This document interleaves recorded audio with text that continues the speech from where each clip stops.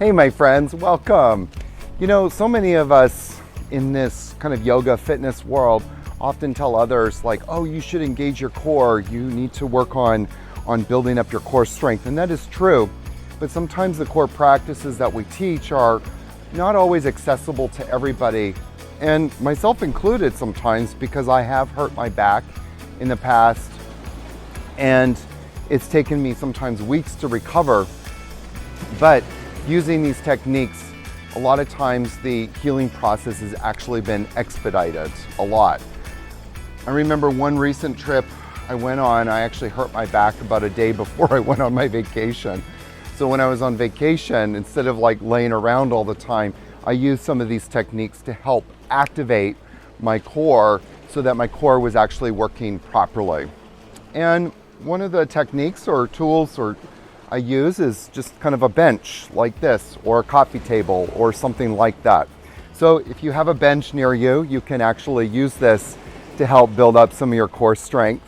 And I'm also going to throw in one of my very favorite poses. Because this bench is here, we might as well just take advantage of it. So this is a video on how to build up your core strength, how to start to activate the muscles in your core. You have 4 sets of muscles. You have the transverse abdominis, very important, the internal obliques, the external obliques, and then of course the rectus abdominis, okay? With the oblique muscles, you actually have 2 sets of obliques. You have the anterior obliques and the lateral obliques. So we're gonna address both of those in this little simple practice, okay? So what I'd like you to do is, first of all, come to your coffee table or bench. If you're doing this in the park, this is a great practice. And come to sort of a modified upward dog. And then very simply, come into a plank pose. Now, as you're in this plank, let your hips dip just a little bit. Now, not that much, just enough just to feel a little unstable. Squeeze the sides of your belly inwards and bring the chest forwards and push up a little bit in between the shoulder blades, and then come back into the modified dog. Okay? Inhale, come into the plank pose. Let the hips dip a little bit. Push up in between the shoulder blades. Squeeze the sides of the belly inward. Push back through the heels of the feet. Lift up through the inner thighs, but let the hips dip a little bit. Exhale, come back into downward dog. Inhale, come into the plank pose. Let the hips dip a little bit. Push up in between the shoulder blades. Very nice. Exhale, come back into the modified dog. Inhale, come into the plank. Good. Now really energize the legs up. Push up in between the shoulder blades. Squeeze the sides of the belly in. And then come back into the modified dog. You're probably noticing that this gets easier each time. Inhale, come into the modified plank. Push up between the shoulder blades. Let the hips dip a little bit. Push the navel up into the spine this time. And then exhale, come back into the modified dog. Inhale into plank one last time. Squeeze the sides of the belly in. Very good. Let the hips dip just a little bit. Bring the chest forward, but push up in between the shoulder blades. And then exhale, come into the modified dog. And just come and stand up for a moment. Just notice if you feel a little bit different. Sometimes when you're doing these postures, you can already feel different in the body. There's a sense of stability, a sense of inner strength. And with that sense of stability and inner strength, you just feel more confident. So let's take that confidence and do another posture. So this time, you're gonna come into that modified dog. Very good. Come into the plank. This time, kind of pivot over. Now, you have a couple of options with the feet, but just to make it simple, let's keep the feet where they are. So don't move the feet, but bring the hand, your left hand, to the left ribs and push those ribs up as much as you can. What we're really trying to do here is contract the lateral obliques, and we're definitely getting into the transverse abdominis a little bit. And then bring the left hand down and come back into the modified dog. We're just going to do that a few more times. Come into the modified plank, pivot the feet over, and lift up.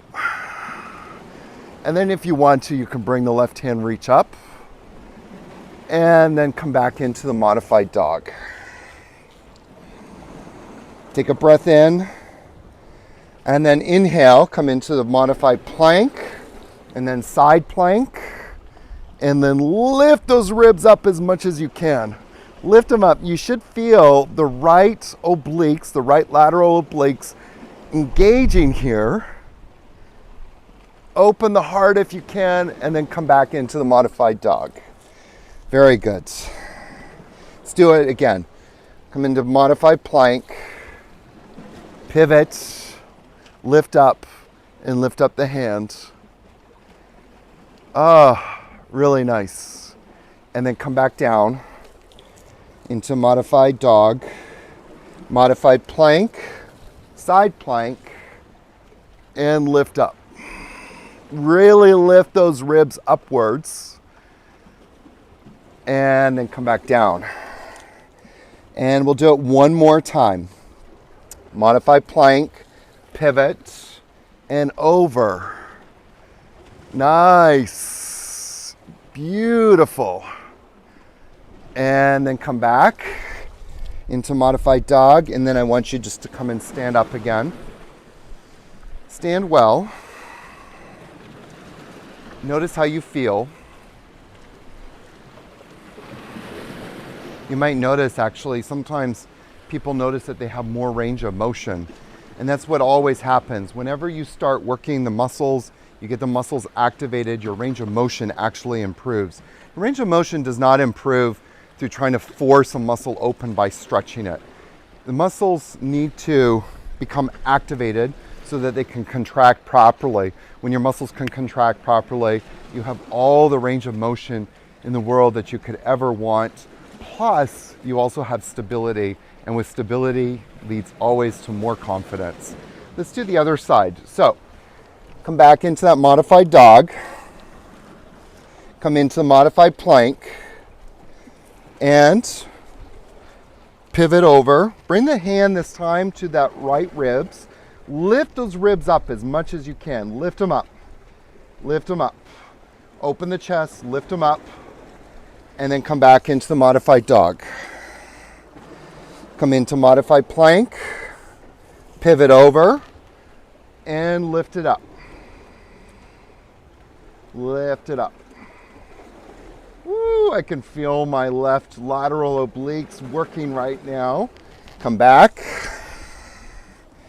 And then come into modified plank, pivot over, and lift it up. This time if you want to, lift the hand up, but keep that right ribs lifting upwards, open the heart, come back into modified plank and modified dog. Inhale to modified plank, pivot over, and lift it up.